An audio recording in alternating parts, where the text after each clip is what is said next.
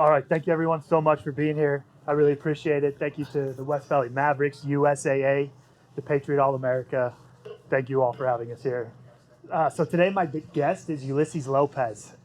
Welcome back to the JMach Sandbox, where we combat veteran and first responder suicide, one story, one conversation at a time, while rebuilding our community and reminding people that they're not alone. We all have our struggles. The JMach Sandbox is proudly supported by Concerned Veterans of America, and this episode is sponsored by TRC, Total Roofing and Construction, an exterior contracting professional specializing in residential and commercial roofing, siding, and windows. Before I reintroduce my guest today, I want to say something. Every guest who sits in the seat next to me matters. Every story I've shared here is important, but every once in a while there's a conversation that completely is different for me. Today's going to be one of those conversations. Today's guest is a two-time Purple Heart Army veteran, father, a leader, and founder and executive director of the IA mission, who I accredit to not only restoring my life, but saving my marriage with my beautiful wife. Oh, thank you so much to my beautiful wife for allowing me to be here and do this. Thank you to our daughter, Chloe. Thank you. More than that, though, Ulises is family. He's not just a guest, he's a friend, a brother, he's my mentor. He's someone I look up to in my marriage, my fatherhood, and my professional life. I want to say this clearly and with gratitude. Again, I credit you and the IA mission for not only saving my life and restoring it, but saving my marriage, and that means the world to me because now I'm able to be a better husband, father, and just all-around man. When I was lost, when I didn't know where to sit with myself, when I didn't know how to show up as a husband or a father, Ulises helped guide me back. Not by fixing me, but walking beside me and showing me what healing actually looks like. So this isn't just another interview. This one's personal, brother. This one matters deeply to me. So Ulises, I'm honored to have you here. And let's start the way I always start. How are you doing today? Wow. You got to turn it on. Yep. Smart. Testing. Wow. JMach, thank you. That means a lot. It's interesting that you would mention me not only as a friend, but a mentor. How am I doing today? You know what? I'm not nervous. I'm excited. And I think that throughout these last couple of weeks, as we've nurtured this relationship, I've learned to recognize that there's a lot of wisdom in your youth and your experience. And I think that you take a little bit away from every guest that you bring up here. And with that, in our conversations, I want to thank you for motivating me and believing in me to be up here. Guys, I'm not the best public speaker. I get very nervous, right? But just like Mr. Speaks was saying, right? He was saying, hey, we got to start small. Put one foot in front of the other and keep going. So how am I doing today? I'm excited, brother. Now, how are you actually doing behind that excitement? Yeah, absolutely. I feel a little giddy today as well because I got you a little something. Patrick, would you mind bringing that up? Got you a little something here. So I wanted to share this with you, and if you would do the honors and. You want me to open it? Yeah, absolutely, please. So the first one I want you to show, if you don't mind, please. Oh, yep, the shirt. Yeah, absolutely. So what we did is Patrick and I, he's our director of development for the IA mission. We created a collaboration shirt of the IA mission and the JMach podcast to commemorate this Veterans Day 2025 ceremony. And so again, thank you for being a part of that. And after listening to your episode, by the way, guys, I recommend you guys please listen to his episode, the one that was published on the 15th. You were impactful. You were pivotal, inspirational, and you helped a lot of people accept who they were and embrace it. Be unafraid to tell their truth. So thank you for being a pillar of light. And there's one more thing in there for you. Thank you, bro. Yeah.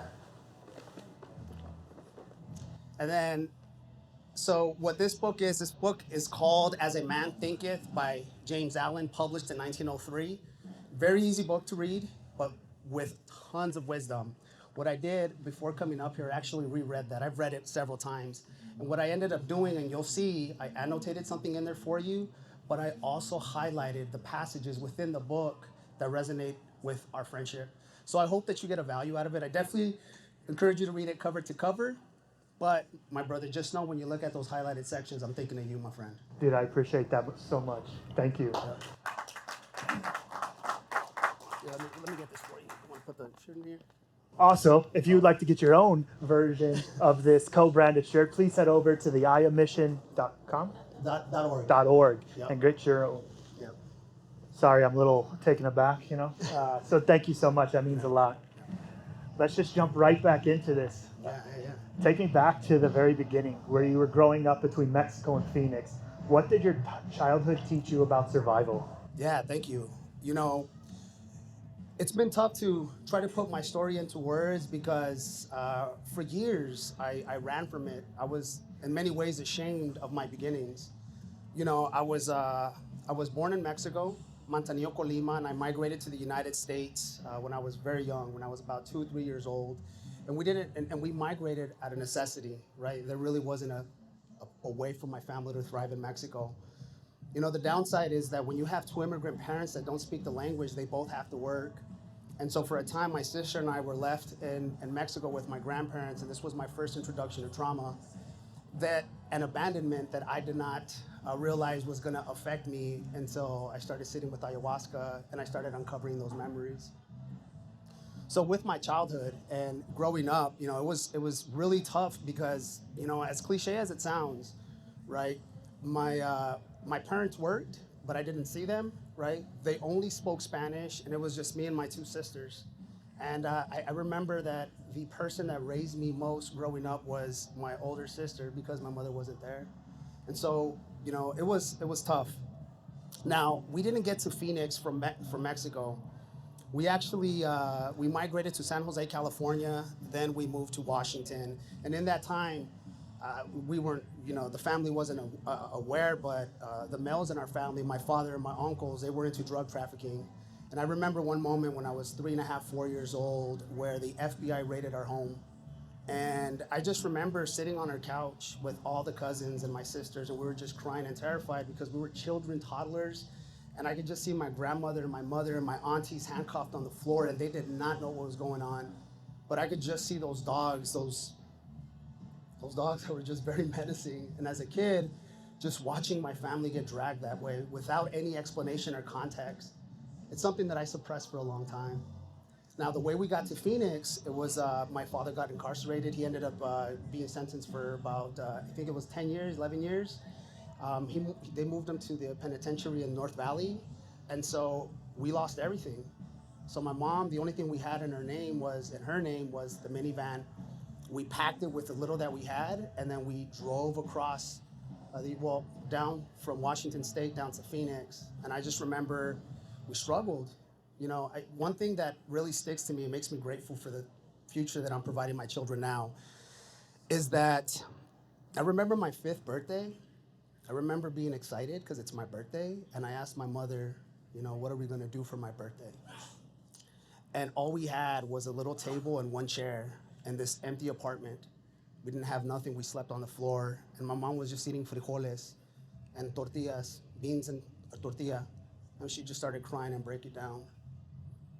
You know, in that time, I remember, it's one of my favorite memories, and I still have the Ninja Turtle at home. But come August of that year, my mother had saved enough money that I remember we went to Kmart, and the first thing she said, anything you guys want, you guys can grab. And so I was always been a big Ninja Turtle fan. I went and I grabbed a Raphael troll, and I brought that back. And what that represents now in my office, and when I take it to work, right, is the fact that resilience, perseverance, through consistency of work, we can overcome anything. And there is nothing stronger than a mother's love. Dude, what a touching story. Thank you for being so vulnerable and sharing that with us. What would you say that abandonment and instability taught you at that young age? You know, what it taught me at that young age was you just kind of shut up and do what you're told, right? You know, it didn't hit me until I was a lot older and I was trying to unpack the trauma, but it was a question that I held inside my head: am I worthy of being loved? Right? Because I didn't understand. Again, there was no context to the decisions my family was making or what happened. I was just a kid trying to fill in the blanks with the experiences I have defined myself with no life experience. And so, you know, what it taught me was that I just got to shut up and do what I'm told. And again, I'm sure that it'll resonate with a lot of people here in the audience, but that opened a lot of doors for accepting trauma as normal. You are not somebody that I know that will shut up and just do as they're told. Yeah, you'd be surprised, brother. Back in the day, I wasn't as outspoken as I am today. Stop, you're real loud. You want to take a pause? Yeah. All right. Yeah, let's take a little pause. Take a little second. There you go. Huh?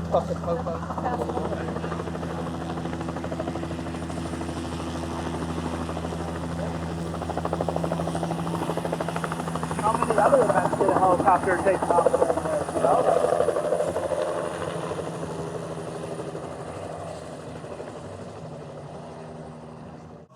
Good.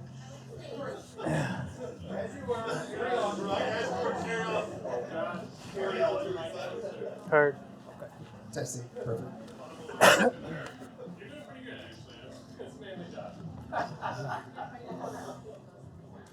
That was planned, by the way, for the JMach Sandbox. They did a special launch for us, okay? All right, so let's get back into this amazing story because it did not need to be interrupted, but it came at a great tactical pause for us.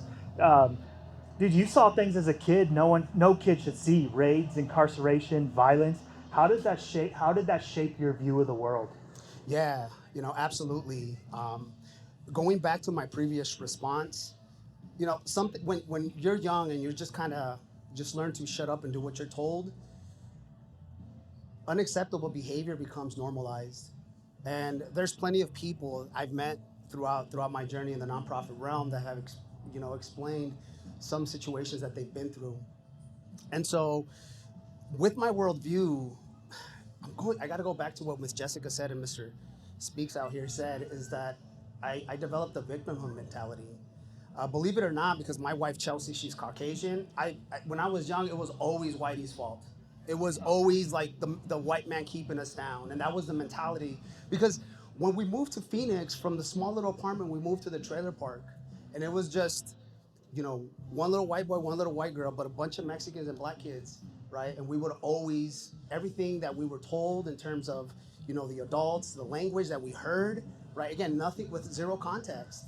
I was, I was the victim of a system that chewed up and spit immigrants out, which again, as we continue speaking, that's no longer the case, but this was a worldview, right? The worldview is that you had to survive.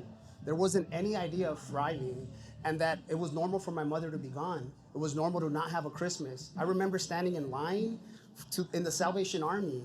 I mean, who's here received had Christmases provided by the Salvation Army? Some of you guys, right?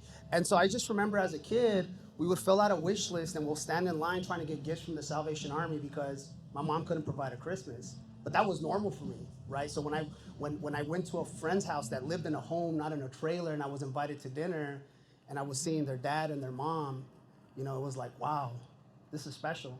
But this also kind of spurred the interest in me and kind of seeking mentors, or at least listening to people that are wise that can provide life experience that I needed. So, at what point in your life changed your viewpoint on ethnicities? Honestly, it was the military. When I joined the military, I realized that it wasn't about brown, black, green, purple, or pink. It was about poverty. It was those that have and those that don't, right? And I realized that it wasn't a thing about, a person of color or the system developed to keep people down. It's a system that is there to pretty much support the wealthy while everybody else is in poverty. And I realized that. I met folks in the Army that were white Caucasian that had it worse than I did, right? That literally were gonna go to prison, but this was their outlet. And guess what? They became some of the best human beings. And so that in itself, I started realizing that we have similar struggles. Although I may have been born in another country and then migrated here, their pain and my pain are very similar. And in that, it started opening up my eyes that it's not about race, right? It's about poverty.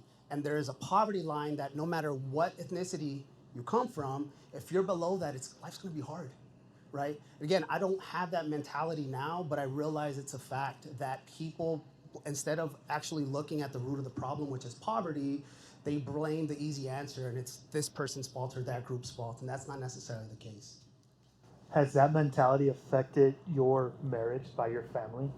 Oh no, not at all. Not at all. My family is like it's interesting because my family is the most colorblind family that I mean. If there's we accept and welcome everyone. When we have a meal or we have a get together, we have friends that are African American, Caucasian, Hispanics. We all get together, right? And it's really nothing in terms of my family seeing anybody different. Is the fact that maybe, kind of just reflecting as we speak here, maybe I was in such a state of survival that I couldn't see how accepting my mother and my grandmother were. Yeah. Oh, dude, that's that's a great like hindsight to look back and very perspective. And you told me that you used to move around as an undocumented child. Yeah. How what was that like, and how did were you able to overcome those feelings? Yeah, absolutely, absolutely. So when I came to the United States, I was undocumented. My mother, she had her legal residency. My father didn't. You know, he has already passed away. Rest in peace. My sisters were born in the United States, so they were citizens. So I was the only person that was undocumented. And so growing up, I remember a lot of my weekends was standing in line right off of 7th Street, 7th Street, just north of Van Buren. There's an immigration office, and I remember my weekends were standing in line with my mom just to get an update on the paperwork. And it took my mother 12, 13 years for me to finally get legal residency. But in that, I was always it was really interesting because we couldn't go to Mexico because of the fear of me not being able to enter the country. So, vivid memory that I have when we did cross over to visit family, although just to the other side of the border to Nogales, Arizona, I remember my mother, and I didn't get the concept, hiding me under boxes, right? So we used to make extra money. My mother would buy el surtido, right? From Mexico and buy chicles and cookies and all these treats. So when came back to the trailer park, she would sell them to the kids and she would make some extra money. Well, actually, my sisters and I would sell them to the kids, but still, that's what she would do, right? So she would, and so on the way in, we would create a little fort and I would hide under the boxes and it was just a game. The same thing. There's times I remember hiding under blankets and, acting, hey, don't move, right? And this is pre 9/11, so the border wasn't as strict as it is today. But, it really never hit me, until it never really hit me how hard that journey was until I got my legal residency. My mother in tears, my mother very proud because she spent all those years with the immigration office losing the paper over and over again and my mother having to start all over again and something isn't right. She finally achieved something and that's protections for her son. That's an amazing story you have, man. I again want to recognize your vulnerability for getting up here and sharing that because that's got to be tough to share. And I'm proud of you for being able to work through it and being up here with the Wavos to share it with everybody. As you started to get older, where did you start to look for a sense of belonging? Right, absolutely. So as many of you know, our veterans here in the audience, they know that when we get out of the military, that's the only sense of community that we may have. And sometimes that sense of identity and that sense of community is tied together, right? And so as human beings, we're social creatures, right? We're always looking to belong, be a part of a tribe, be a part of something bigger. But when you don't have those father figures at home, those mother figures at home, what ends up happening is you start grasping at the first things that make you feel whole, make you feel like they have your back, if you will, right? And for me, it was moving to the South Side. I remember moving to the South Side. I started getting introduced to drugs, weed, cocaine, crystal meth, and I was only 11, 12 years old. I remember at 12 years old hanging out with the wrong crowd. I was too young to be a gangster, but I was what they consider a peewee in the South Side. So you're always trying to prove yourself to the OGs, right? And so this is when I got into stealing cars, and I want to apologize to my sister because I learned how to steal cars by stealing her car. But I also used to steal her friend's car, and then that started evolving into stealing radios. And as most people do, they'll have a gun under their seat. And we started finding guns, right? But we were kids, right? We didn't know any better, but it was just something to do because these were the homies. These were my dogs that were going to take care of me, you know. Okay. And what did the streets give you that nothing else did at that time? A sense of acceptance to an extent, right? Because at the end of the day, I could go hang out with, with Little Rob. I can hang out with Martin. I can hang out with the homies, and we can go ahead and do our thing. And so if I didn't have anything to do at home, I didn't have anyone at home, I could always hang out with my dogs, because they were in the same boat that I was. Both parents either working or dead or incarcerated, and we just didn't have anybody else but each other. And is that how addiction came so easily into your life? Yeah, man, it's actually interesting because I started getting introduced to different types of drugs. I'm not sure if anybody's familiar with what a Momo is, but a Momo is basically a cigarillo blunt filled with cannabis and crack cocaine. And so that introduced me to, the people that introduced me to that introduced me to crystal meth, and I started making a little money on the side. And with crystal meth and just kind of fast forwarding, right? I ended up dropping out of high school when I was a sophomore. I was always into martial arts, so I went back my junior year to wrestle, but I dropped out again. And what I was doing is I started working construction, doing drywall, right? And in that, it got me really hooked to crystal meth, because you'll have people that are there doing drugs while they're working. And I just remember, I tried to sell it, and then I started smoking my own shit, right? Because I was a fucking kid, I didn't know any better, right? And I would go on a binge, not sleep for 2 or 3 days, and then finally crash, and then do all my work on a Thursday or a Friday or even on a weekend, because they gave you the keys to fix the homes. So it was like I could hide it. I could not only mask my addiction, right, but I could actually keep it going, and then still live my life, right? And that's how I got introduced, because every part of my life was a circumstance where it enabled it. I can imagine. And when you hit rock bottom, what did that finally look like for you? Yeah, man, it's still vivid. What rock bottom looked like to me, I was standing in a track in Maricopa working on a home, and my girlfriend, who became my first son's mother, she had broken up with me.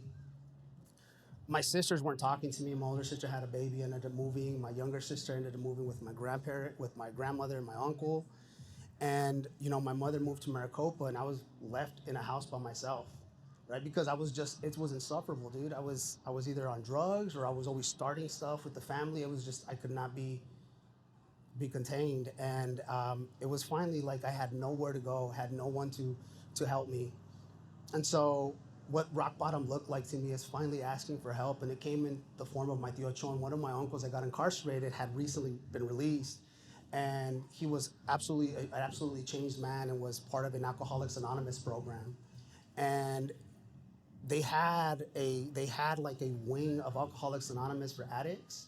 And dude, at the time I was 18 when I hit rock bottom, right? I was a young man, and he introduced me to these groups, tried to get me clean, and I just had nothing, dude. I had nothing. All I had was this road right in front of me where I could heal. Such an amazing story, and we haven't even got to the best parts yet. I don't know if you consider them the best parts. Kind of hurt you too. But before we get there, did you believe you were worth saving at your lowest point? No, dude, I didn't. I did not believe that. In fact, if it wasn't for Sergeant First Class Denachi, was the dude that got me. So let me tell you the story.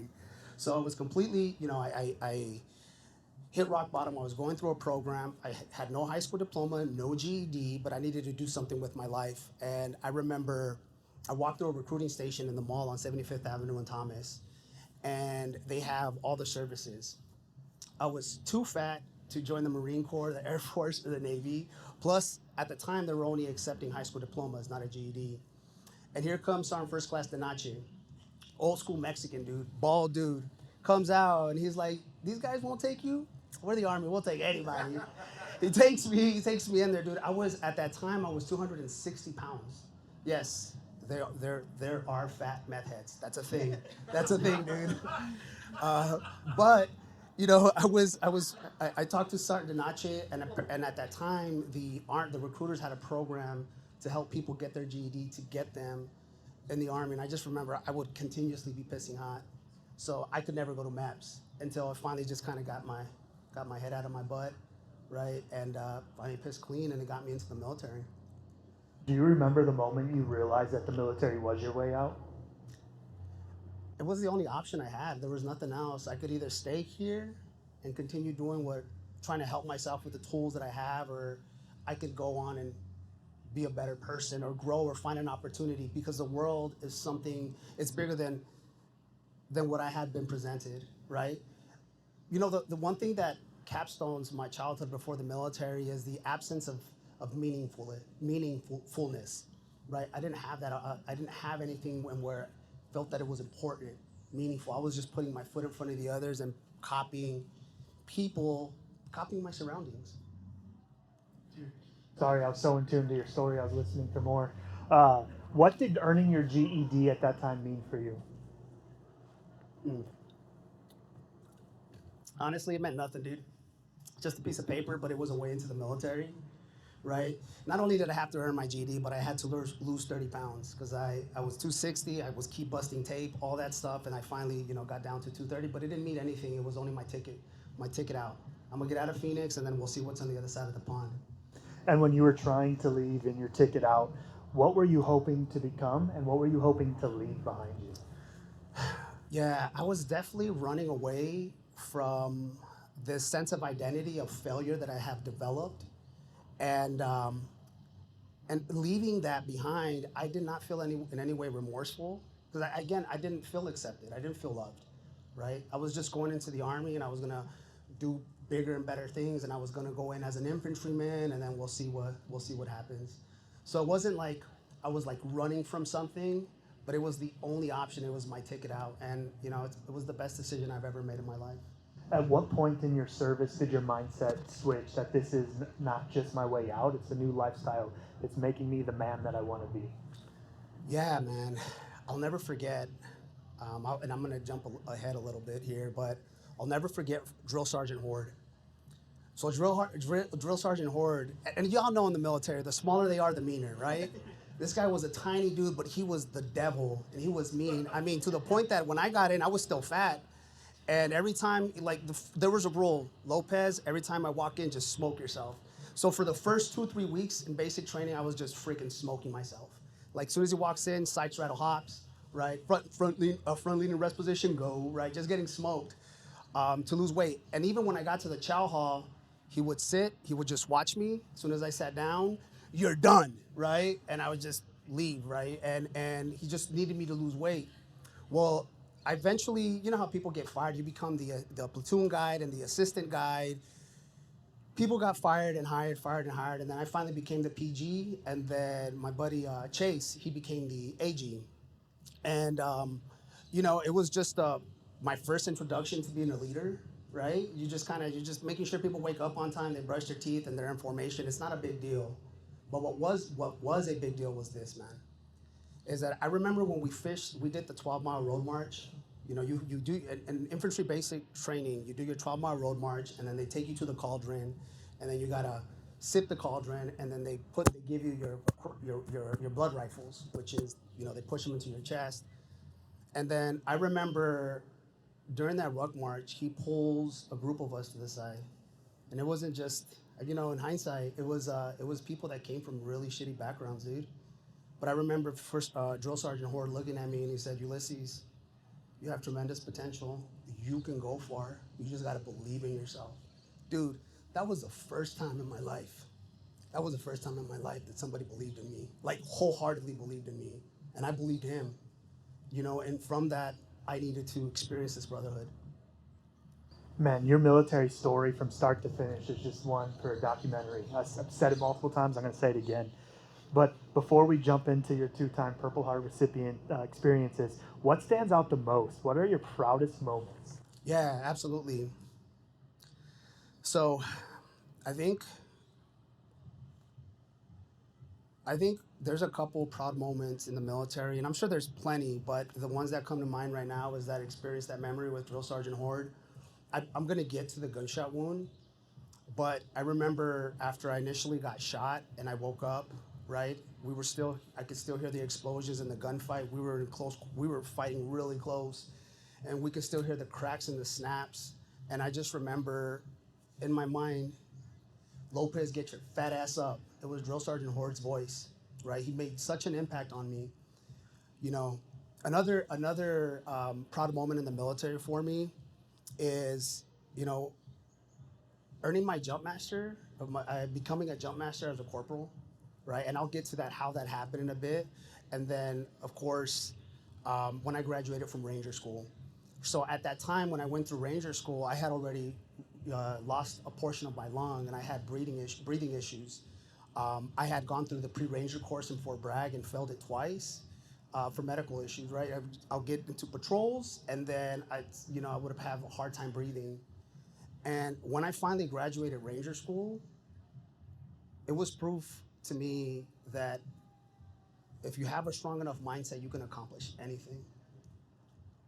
Dude, that's amazing. Because my next question is going to be, how did you keep that motivation to not go back one time, but two more times before you were able to graduate? How were you able to keep that as motivation and didn't allow you to deter you and turn it to like a shit bag? Right, absolutely, dude. Well, I'm proud to say that I'm a paratrooper and infantryman with the 82nd Airborne Division, first of the 508 Parachute Infantry Regiment. Just like my jujitsu sister over here will tell you, when you train with lions, you become a lion. And I had a lot of people around me that would always push me, right? Always push me to be better. And then not just that, but I also had the mentality. I started cultivating the mentality that if somebody says you can't do 10, then you're going to do 20, right? So I started pushing myself. And I remember First Sergeant Quinn. First Sergeant Quinn. So how I got to Ranger School. So we had a rule in One Fury, was that if you're going through a divorce, they send you to Ranger School. It's non-negotiable. And so when I was going through my divorce, that was it. But it wasn't because I was going through my divorce that I went through Ranger School. It was the fact that it was a brotherhood. Previous squad leader went through Ranger School. All my leaders were Ranger tabbed, right? So it was a natural progression. And so it was like, I didn't want to let nobody down because I know that they wouldn't let me down. So, and I carried a lot of that. That mentality was cultivated even more after the gunshot wound, because I know what it is to lose someone. Absolutely. So, what are your hardest moments in the Army? Yeah, man. This is really. I'll just tell the audience, sincerely, guys. I had to journal quite a bit because it's hard. It's hard because no amount of words would ever convey the importance of someone's life and how special a person was to you. It just doesn't do it justice. And then furthermore, when you tell that story, you're opening wounds for the family that's still healing. One of the hardest moments, and it's interesting. One of the hardest moments was losing my PL, my platoon leader, Salvatore Como, rest in peace. Stepped on an IED. He stepped on an IED because our commander asked us to mark it, right? And instead of having his squad do it, he said, I'm going to do it. And he got hit with a secondary. And that was really tough because I wasn't there for his death. I wasn't there for his death. I got moved to another platoon, but me and him were already close. Remember going on leave on R&R in that deployment, my second deployment, and he was leaving, and we spent a lot of time because we got laid over. And then on the way back, we spent a lot of time together. Plus, when he, as a platoon leader, I worked closely. I was the NCOIC of like the FOB maintenance and stuff. And so it was really tough, man, losing Korma because he was so young, dude. It was his first deployment. He was replacing another PL that just got switched or moved or whatever happened. But from that, I want to speak about his mom, Trudy Korma. I actually just spoke to her 2 days ago because I asked her permission if I could, say his name here. From that, I remember coming back from that deployment and we had a barbecue with our platoon, and Salvatore Sr., his father, and Trudy had a barbecue with all 32 of the guys in the platoon. And she said something that hit me, and she said it again this last time we spoke, was that although I lost one son, I gained 32. And all of us, Mother's Day, the anniversary of his death, which is April 29th, Veterans Day, Memorial Day, she knows my children, right? And so that's helped, man. That's helped a lot. I think some of the hardest memories, to kind of sum it up, and we can go into details a little bit, is the fragility of life, right? I don't think people realize how fragile life is, right? I recall smoking a cigarette with one of my boys, and he's unloading the LMTV, and then all of a sudden, boom! I'm a young NCO. I think it's indirect because that's the intel that we got. Everybody get in a Humvee because we didn't have bunkers. got in the Humvee, waited till everything was calm, and then everybody kitted up, and I ran out to the checkpoint, and it was a V bed, and I just see my buddy dead.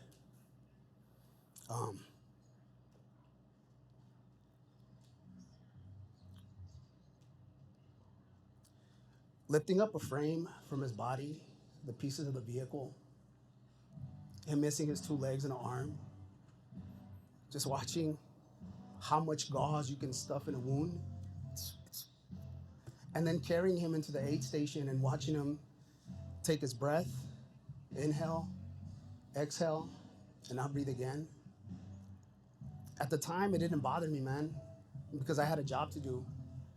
I remember going into the aid station and I see another soldier, a dude that I got to know as well because I was a jump master. I did a lot of airborne duties in garrison, and he was going into shock. He was missing his legs, but he was going into shock from the blood loss. And I knew this because the medic nonchalantly was saying he's going into shock because of the blood loss. But for me, it was just get out there. I got out there. We pulled security. We got some people that some long rifles on the Connex to kind of secure both sides of Highway 1, and I just stuffed it, dude. I just stuffed it for days, dude. For days, looking out at the fob, we would find pieces of the folks that were driving, the insurgents that were driving the V-bed. You would see freaking dogs chewing on scalp, but for us that was normal.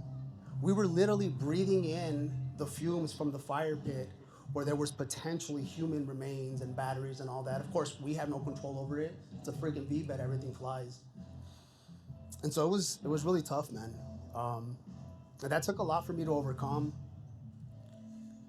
And it took a lot for me to overcome that by speaking about it. You know, you keep those folks' memories alive when you speak about them in loving ways, right? I'll never go in a public setting, go into details, you know, for the sake of protecting the family. They don't want to hear about the stuff that we had to go through, right? Because they live that nightmare every single day. But I think this, for me, has put a fire in my belly, man. It's really our responsibility, all of our responsibility, to live every day like it's the last, because for some people it is. Hugging my wife, I hug her a little tighter. The laughs of my children, they sound a little sweeter, right? Because they can't be here, man. And so every single day, just like Mr. Speaks, right? What a privilege it is to suck and work at something and get better, because there's not a lot of people that can have the privilege to suck at something anymore. Man, thank you for sharing. And sorry, dude, you got me stumped. But what would you say was harder? Was it harder for you when you got wounded, or harder for you for your guys? You know, I think what was harder for me was having to cope with the outcome of my decisions. I want to talk about somebody who's special, man. And for my brothers that I served with, I know he was close to us, man. I want to talk about Hassan. He was our interpreter, man. And I remember we would work out in this fob lane in the middle of on the Argandal River Valley. And during fighting season, you get indirected. We were always getting indirected, getting hit, or from the mountain, we would be receiving plunging fire. And I remember we were gonna do a meet and greet and then a key leader engagement at this town just south of the fob. And we start moving, and we start taking RPGs and small arms fire from the opposite side of the Argandal River. And you know, at the time I was in an up armored platoon. What you basically do is you kind of face the vehicles towards the enemy, and then those that can dismount, and you bound with the vehicles to get closer to the enemy. It got to a point during that firefight that I was the furthest or the closest to the engagement, and the acting platoon sergeant comes up to me and he says, "Lopez, can we cross the river?" I was a young NCO. I had got wounded in my previous deployment. I had something to prove, and I was angry. I was angry, man. I was in the fight. And so without thinking, I said, "Yes, we can cross the river."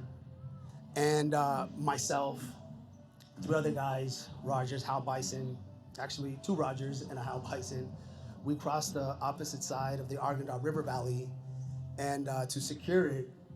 So we have the far side, we see the people in the village kind of spreading out, and we're like, okay, once we get the rest of the platoon up here, we're gonna go ahead and engage the enemy. We're gonna go ahead and neutralize the threat. And I just remember, we hear over the comms, Hassan is drowning, Hassan is drowned. And it turned out that I made the decision. The acting platoon sergeant said, hey, Ulises, is the river crossable? Without thinking, I said yes. Without any consideration how much weight we're all carrying, how the river can take you. And, Hassan, he slipped. His, interpreters, they gave him AK-47s. His AK got stuck under a rock and he drowned. And we just laughed when he was splashing.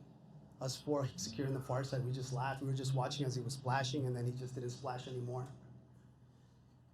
Up to that point, I remember speaking with Hassan, and we would work out, and I would always clown him because he didn't believe in deodorant and all this stuff, right? But we would always work out together, and he would always convey to me and my buddy Ruano how much he loved his dad, and his dad was his best friend, and he was only 22 years old, and he was going to go on leave 2 weeks from his death to get married. And so I held that for a long time, man, because I made that decision. I made that call for it to happen.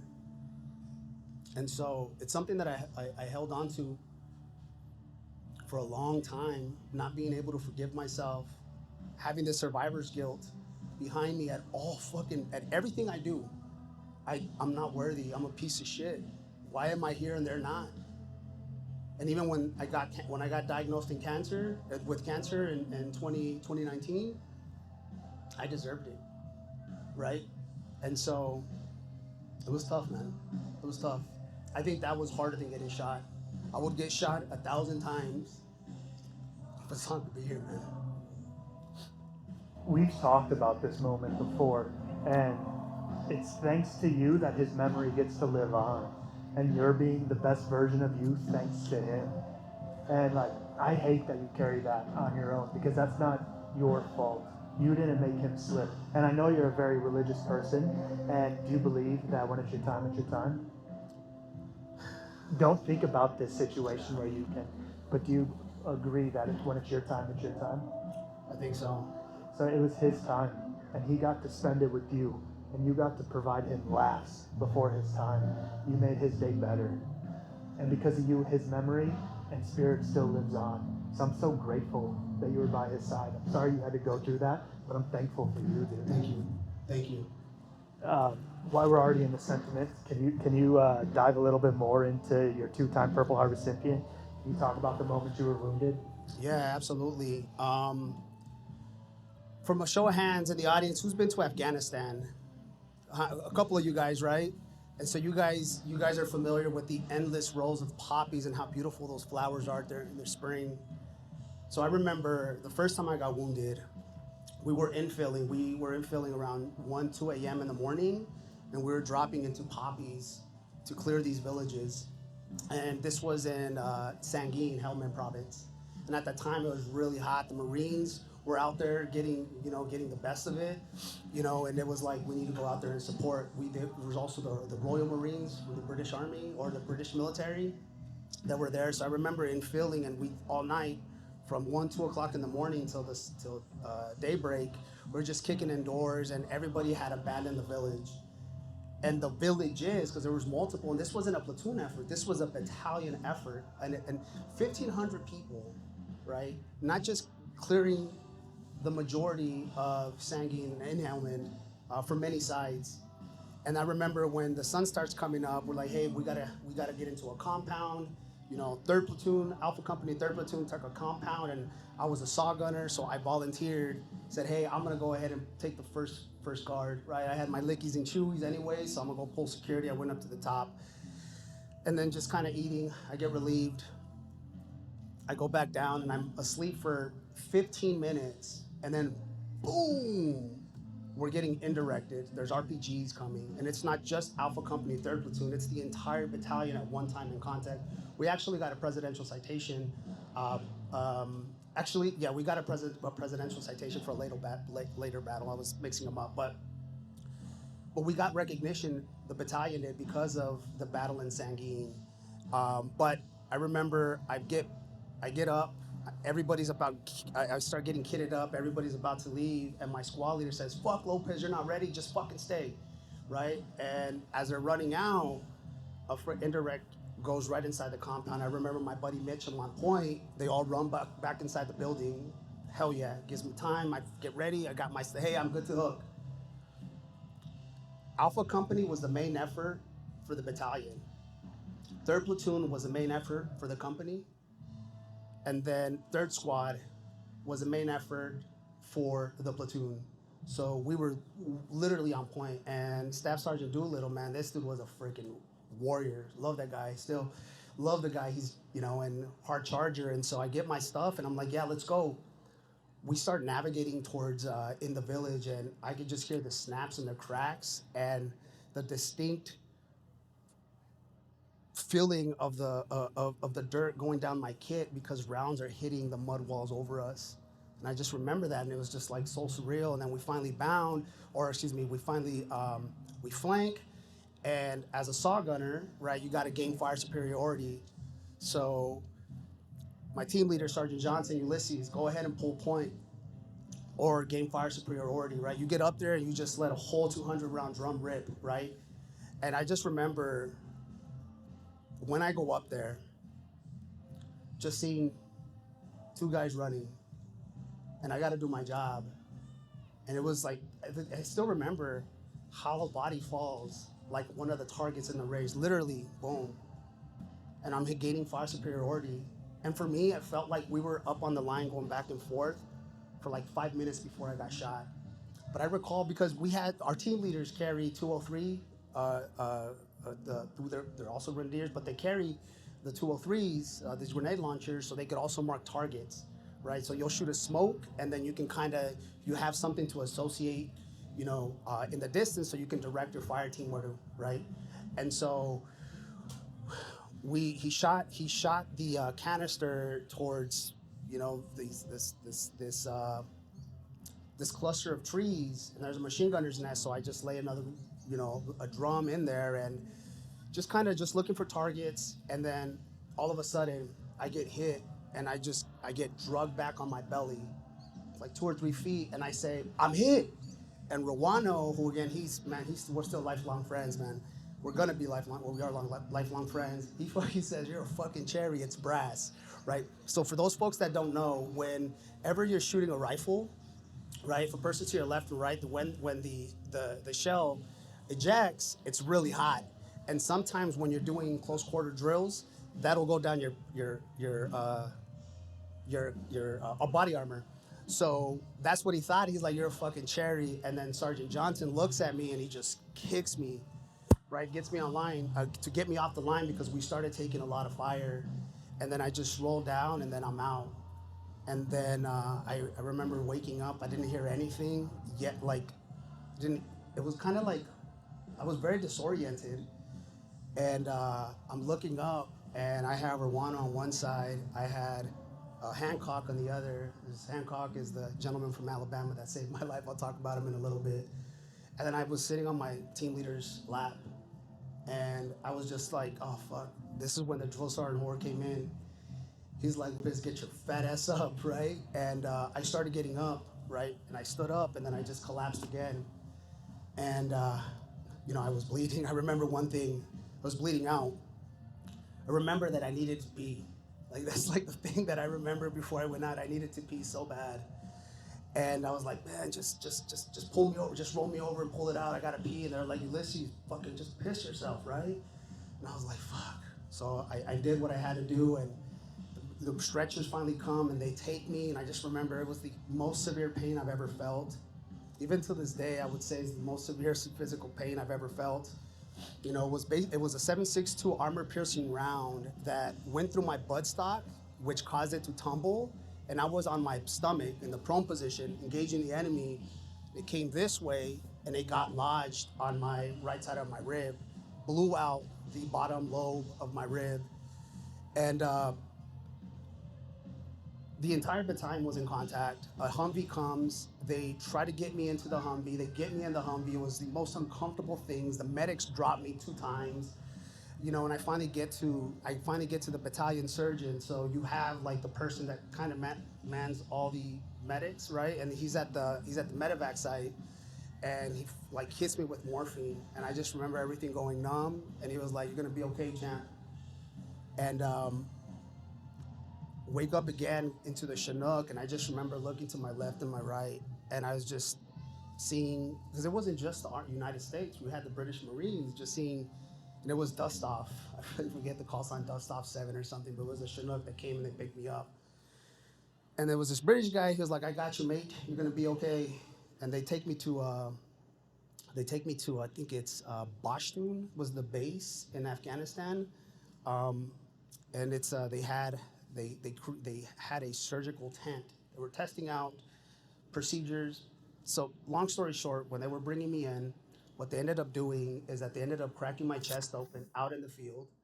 Um, they realized that I was basically going to go septic, because a lot of people don't realize as well, when you take a gunshot, you're introducing a lot of bacteria into your body.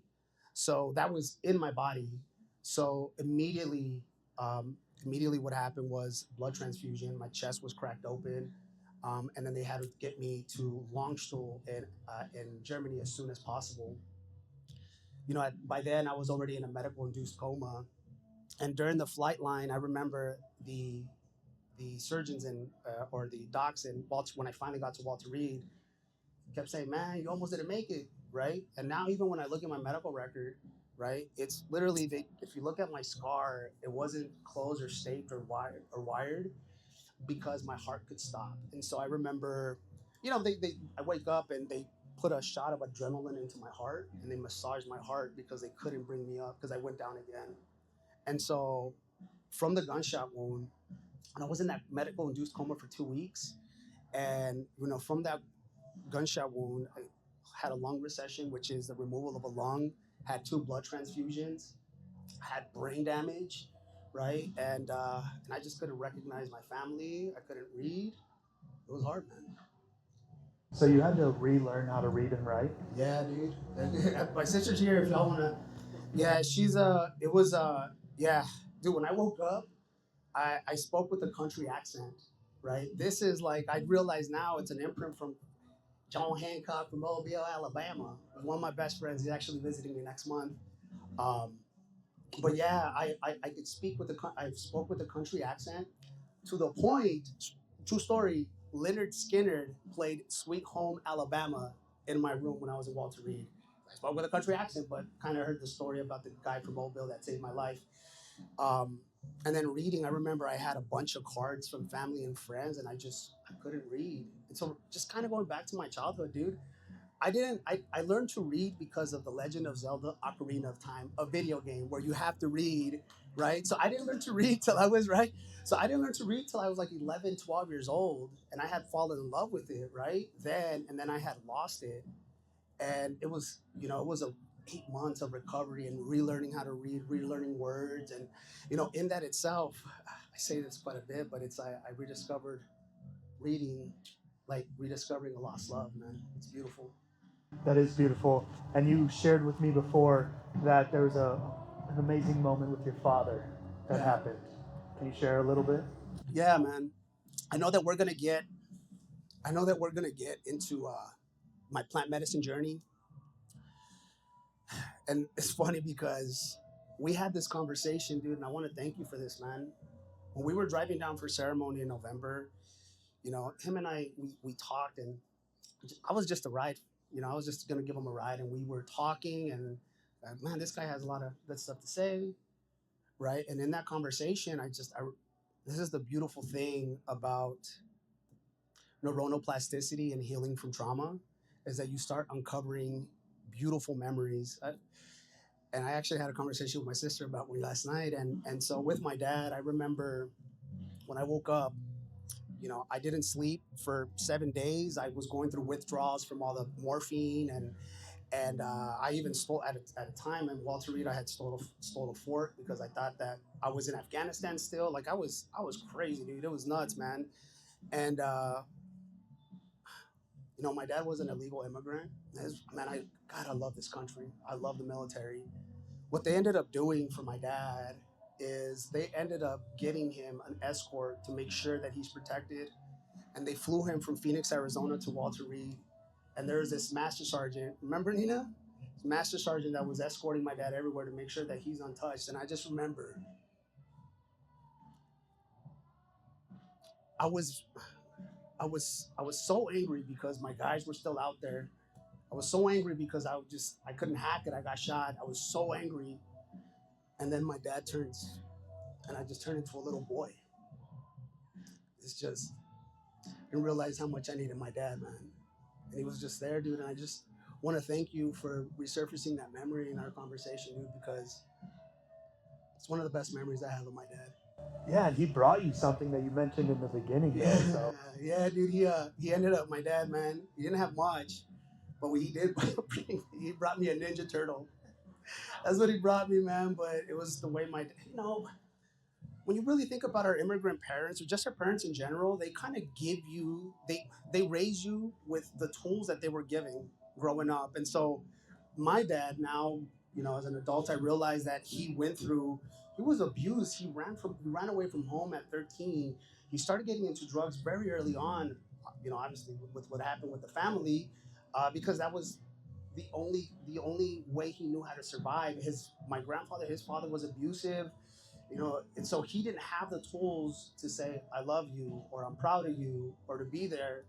But man, looking now, dude, that Ninja Turtle means so much, dude, because it was my dad's way of encompassing his entire love for me, and I'm grateful for it, man. That's a beautiful moment, and I'm happy you still have that.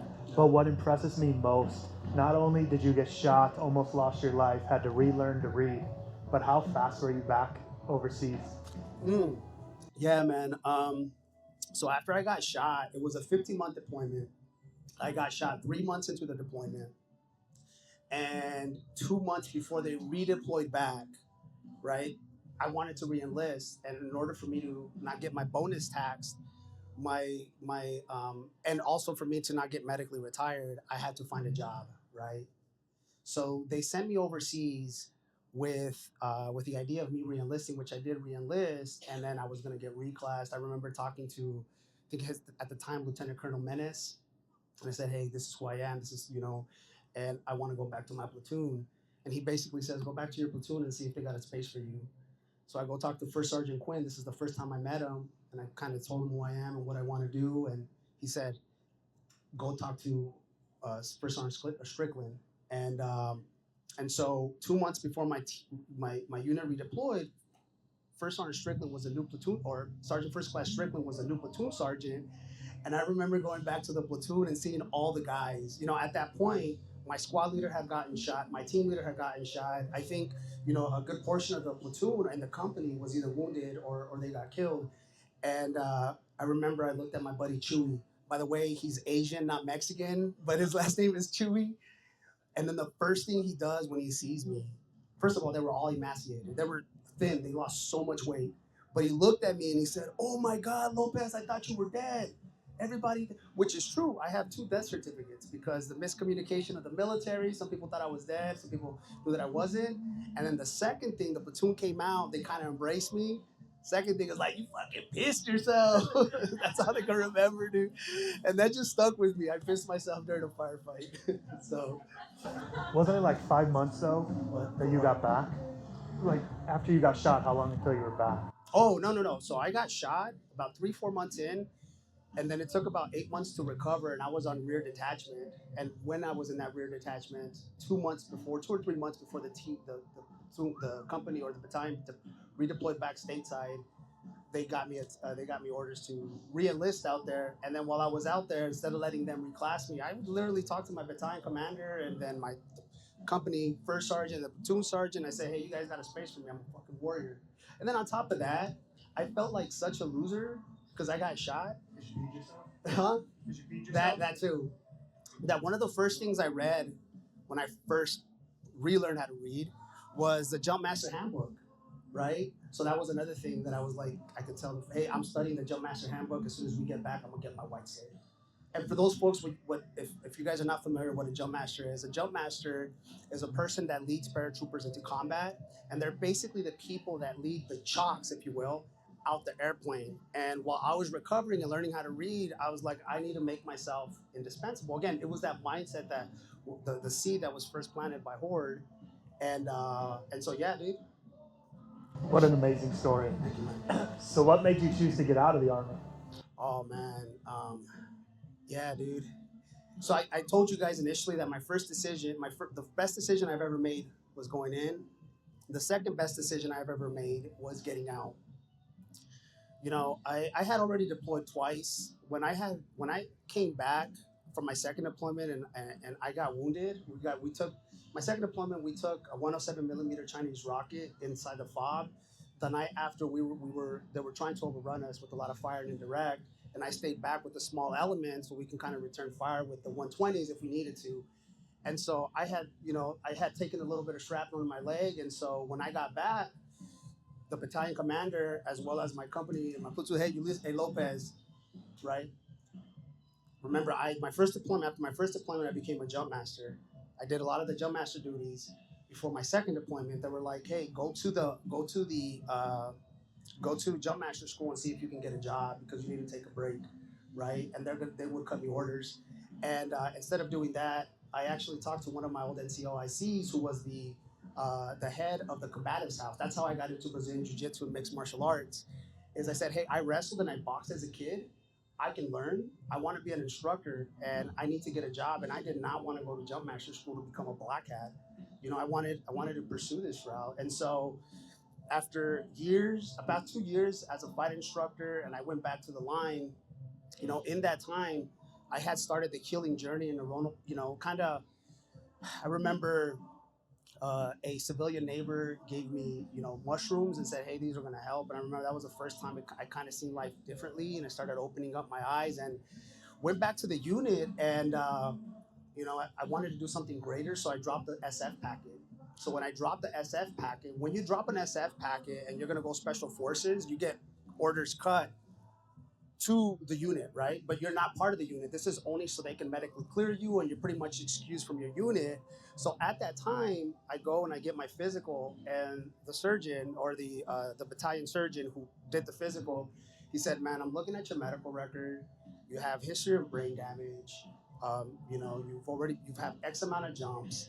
You already got shot. You got two Purple Hearts." He's like, "Dude, if you go through the course, you're gonna be broken before you're 40." And he said, "But what I can do for you is I can put orders for you to get med boarded." I didn't want to get med boarded, but at the time I was dating someone, and I had started kind of realizing that, you know, not that the military wasn't all that it's cracked up to be, but maybe it's not for me. And I took the med board, right? I remember losing it in the battalion one time because of a decision that we were gonna we were part of the 18-hour quick response force, and in 2013 there was the gas attack in Syria, and so we were getting spun up because we were going to deploy within 18 hours. And I was just, you know, I was a staff sergeant, I was a weapons squad leader, and I lost my shit, man, because you know, I think now because of all the experiences and the trauma and the friends that I've lost, you know, we're just kind of piling up. And my first sergeant said, "Hey, look, you dropped the med board packet, enroll in school, and then just kind of ride yourself out." And that's how I ended up getting out. So, we're running low on time, so I'm going to Okay, speed this up a little bit. I apologize. I just want to share your story because it's worthy of it. Talk about the transition real quick, because a lot of us veterans have recognized that the transition's where the real battle starts. Right. Would you relate to that? Yeah, dude, absolutely. I can kind of talk about that and then talk a little bit about my mission with the IA mission and all that stuff. Yeah, absolutely. Yeah. So, yeah, the transition was hard, man. You know, the first 3 years of getting out, it was, you know, drugs, suicidal ideation, women, and I was freaking reckless, dude. Plus, I had married a person, my second marriage, out of impulse, and we were bringing that back with us. And you know, the suicidal ideation kept circling back and in my head. And I remember I got out the 16th, excuse me, August 14th. And within a week and a half, I was enrolled in classes at Gateway Community College because you got to get that BAH, right? I got to make money somehow, and so there was no breathing room there for me to process or heal. So fast forward 3 years, I've been saving money. I had heard about psychedelic medicine, and how powerful it is in healing people, and I was saving money to go to Peru. Right, it was like $6,000. I'm gonna go to Peru and I'm gonna do my thing. And then I was just Googling out of impulse, and it turns out that in 2016, it became legal in Arizona as a religious sacrament. And then I got connected with the Arizona Yahe Assembly in Tucson, Arizona. And I remember that first ceremony that I sat with. This is kind of how the I mission grew. First ceremony that I sat with no context of what I was getting into, no preparation, nothing, right? And no way to integrate that experience. And so um, it was terrifying, dude. It was absolutely terrifying. And so Scott Stanley, who is the head of the Arizona Yahe Assembly, says, "Hey, it's not about the money. You don't have to make a donation. Come back next week." And I remember I went back the next week and I sat with the medicine, and man, it cracked me open, dude. I remember vividly. I remember the memory that I mentioned with Hassan, like that's something that I had completely suppressed. The fact, the detail that I laughed as he drowned because I had to be hard and we thought he was gonna make it, right? Having to relive that and having to forgive myself, right? And so through follow up ceremonies, was not only I started realizing that you know that it's not my fault that I am worthy, but most importantly that my military trauma is rooted with my childhood trauma, and I had to heal that, right? From that point on, I started nurturing the relationships with my sisters and my mom and my grandmother. Started nurturing the relationship that I had with my dad after he was released, and it was fantastic, man. And I'll talk a little bit more about the I mission in a bit. Yeah, no, dude, I love everything you've done so far and everything you're doing with the I Am mission, right? Like, it obviously saved my life, saved my marriage, and I just want to thank you because the third night I was going to go easy because I wanted to get back to my family and that. And then I had this childhood memory of one I chose to hide within my own shirt and my own body. And I ripped my shirt off, swung it above my head like I was Magic Mike. And like next thing I know, you sit up and you do the same thing. You take your shirt off and you match my energy. And then you didn't make me, but you asked me to go back up there with you. And I was like, oh, I'm gonna go easy tonight. I was like, well, fuck it. You match my energy, I'll go up there with you. And like, that was a huge turning point. I'm really grateful that not only did you match my energy and make me feel seen, heard, and comfortable in the ceremony, but you called me up there to take more. And that medicine helped me purge out the last thing where I literally ended up going up to the altar to get the last dosage of my medicine. And I just ended up talking to Scott the whole time. I was preaching up there, man. I was talking confidence into myself. I found little Josh and I was talking to him. And when I was done, I recognized, I was like, Scott, that's it, huh? Like, I don't need any more medicine. I just verbally purged it out. He said, exactly. And he reached down and gave me a crystal from his altar. And you told me to use this as my gratitude crystal. So every time I see it, I get to remind myself of what I'm grateful for. And I'm just grateful for you, brother. And like, you saved my life. And like, I don't want that to sound like I'm saying it lightly because that's a heavy thing. And I'm not trying to put it on you. I'm trying to praise you for it. So thank you so much. And if somebody wants to learn more about your story or the IA mission, where can they be found? Yeah, so if you guys wanna learn more about the IA mission, you guys can learn about our program at theiamission.org. We also have a Facebook at the IA mission, a LinkedIn at the IA mission, and then of course an Instagram at the IA mission. I also want to announce that we are now also a human research institution. We got approved through the Health and Human Services and developed an IRB so we can start getting the outcomes from our program reviewed and published. So it's a beautiful thing, man. Dude, that's amazing. What do you contribute this all to? You know, I think you're gonna laugh at me, man, because you're gonna maybe scold me, man. But I attribute it to the many people that are part of the IA mission. You see, the growth of the IA mission isn't because of one person. It's definitely not because of me, right? It's because we have people that are motivated that join our program, and then our job as leaders is to inspire them. And so we have people that want to just help their brothers and sisters, and they give a little bit of themselves, right? When you're part of something meaningful, work isn't work, right? And so I attribute the success of the IA mission. I attribute the success of the IA mission to all the experience of our members and being part of the collective consciousness of the expansion of our program. Something you'll learn about Ulises is he'll never take credit and he'll dish it out to everybody around him, which is a great leader, but sometimes you need your kudos too. Anything you want to talk about the IA mission before we wrap this up? I want to take two things before I wrap it up. Two things. Guys, for those folks that are seeking healing and are just saying psychedelics, I know I just mentioned briefly here, but guys, that's not the answer, right? Neuronoplasticity, introspection, that happens through talk therapy, through exercise. I see people through emerging vets and players heal, right, because of community. It's the opportunity to quiet our minds and look within ourselves. So it's not the end all be all, but if you are contemplating looking into psychedelics, create a partnership with the Department of Veterans Affairs. Your provider is not going to turn you away. There's other options before you take that route, right? And if you do decide to go through that route, understand that it's not the medicine that does the healing, but it's the preparation and the integration and the introspection. And the last thing I want to say before we close, guys, the battlefield doesn't end when the war does. For many veterans, the battle continues in silence, in classrooms, in living rooms, in the spaces between breaths. Ayahuasca taught me that healing isn't about erasing scars. It's about transforming them into a map to guide others home. You know, today I'm a husband to Chelsea, proud father to Dominic and Julian, and the director of the Aya mission, a sanctuary where warriors can lay down their armor and reclaim their peace. And if there's anything if there's anything you guys get out of my story is this, is that pain is fertile ground for purpose.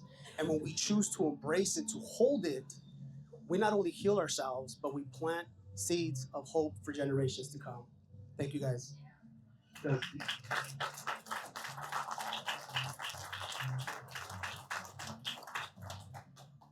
was beautiful. Ulises, I want to thank you not just for this conversation, but the impact you had and continue to have on my life. Your story, your integrity, the way you live your values have shaped me as a man, as a husband, as a father, and as a leader. You're choking me up, all right? What we're building through the IA mission or what you're building through the IA mission. We are building through the Aya mission. What the IA mission is building isn't just a nonprofit, it's a lifeline. It's a firsthand what happens when healing is done with intention, accountability, and love. I do want to add on to how you said that ayahuasca isn't the complete answer. It did help me break through things, but I still have to show up each and every day and do that work. The first 2 weeks after, yeah, it did. What do you call it? The glow phase? The afterglow phase. Yeah, the afterglow phase was amazing. I was invincible. I could do everything I set my mind to. Reality soon hit back, but I kept doing the integration. I kept talking to Ulises and continuing the work, and that's what has helped prolong and entered me into this healing journey that I continue on. For anybody listening, if this episode resonates with you, if you're struggling, or if you feel like you're still in the fog, please hear this. You're not broken. Healing is possible, and you don't have to do it alone. Brother, thank you for being my family. Thank you for continuing to serve long after you took that uniform off. And to our listeners, if this episode hits home, share it with someone you love, because conversations like these save lives. Like, follow, and subscribe. Thank you all for being here. Thank you, guys.